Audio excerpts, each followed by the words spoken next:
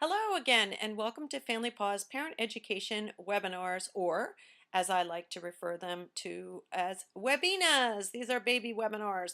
They're going to be small blips and clips that are going to just give you a little bit of information and help you get familiar with some of our information material and hopefully, um, encourage you to come back to the site and look at what else we have to offer. Today, I wanted to talk a little bit about this image here. Many people have sent me this picture, and I have to say, I wish I found this a couple of weeks ago when we were revising our program. I think it's hilarious. One of the things that's very difficult is when you're doing a baby safety or any kind of parent education webinar that's going to focus on safety, finding a way that properly illustrates what we're talking about in a lighthearted way. What I don't like to do is use any kind of fear tactics or any kind of thing that's going to be too emotionally connecting and draining. We want to talk about safety, but we also want to make it fun and we want to make it memorable. So this picture actually is quite memorable. However, I will say that the baby in the picture on the left-hand side is probably older than what we talk about in our programs with newborns. And I do love that the adult is sitting there holding the baby and the dog is sitting calmly, unlike putting the baby over here in in an aquarium or something of the sort. It really is.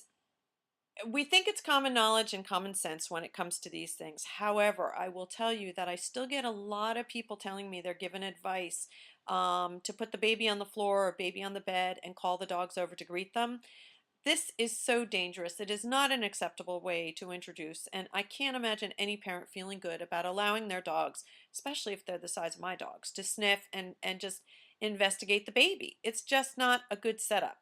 So hands-on with the adults. Like I said, introductions, I make it a non-event. It's not a big deal. I feel like when you bring home groceries or pizza or Chinese food, you probably are more exciting and interesting to your dog than when you're bringing home your baby. This is an event for mom and dad, not so much for the dog. It doesn't have to happen in the first day. It doesn't have to happen, right away. It can happen, once mom and dad are settled.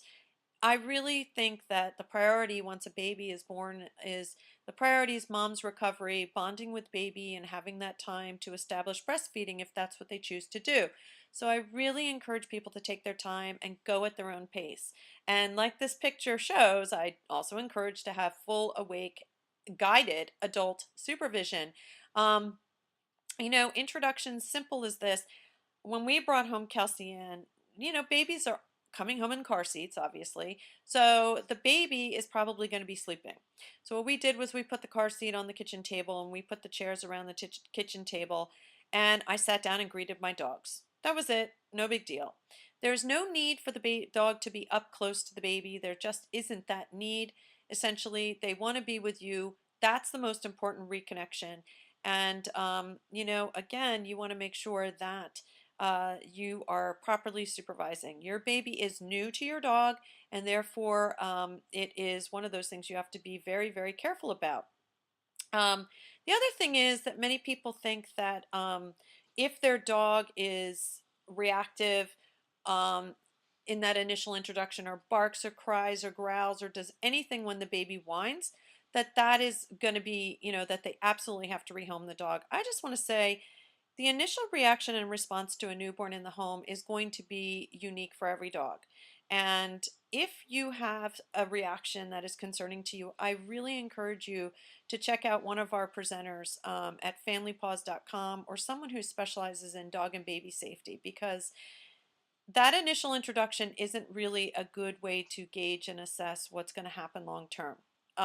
Certainly there are times that it does not work out, but that initial introduction really is not necessarily what's going to decide that. It's really important to include your baby and include your dog in your daily baby routines in a safe way. Over time, then we can evaluate and assess if the dog is acclimating and habituating to what the environment is now. Sometimes it does not work, but most of the time, honestly, it works beautifully. So there's a lot of different things that we can do. I think it's really important that parents realize that every new phase can mean a different level of management and that kind of thing. And we discuss all of this in our webinars and our webinas and our blog and in our presentations that might be local in your area. So I encourage you to visit familypaws.com to find out more information. And I just have to share some of these pictures because I do think that that they are kind of really funny, and the humor in some of the things that just it's great, great, great, um, great humor. Entertaining, stimulating baby. Yeah, I want to put a TV above my baby's crib. Um, it really, it really is kind of humorous. And drying baby. No, definitely don't want to put the baby in the dryer. This one cracks me up. Washing baby. So I love that it's putting humor into situations that obviously need to be addressed on some level. Buckling up baby, unfortunately, sometimes this basic stuff needs to be talked about. And finding creative, funny ways to containing baby. Absolutely, we don't want to put baby in a crate. Okay. Now, I know there are probably some trainers out there that might think that's appropriate and acceptable, but it really is not.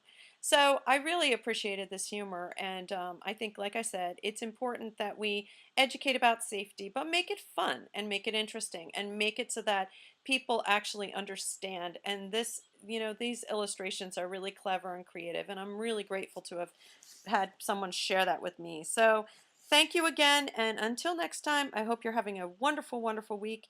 And I'm Jennifer Shryock with Family Paws Parent Education. I will talk to you next time.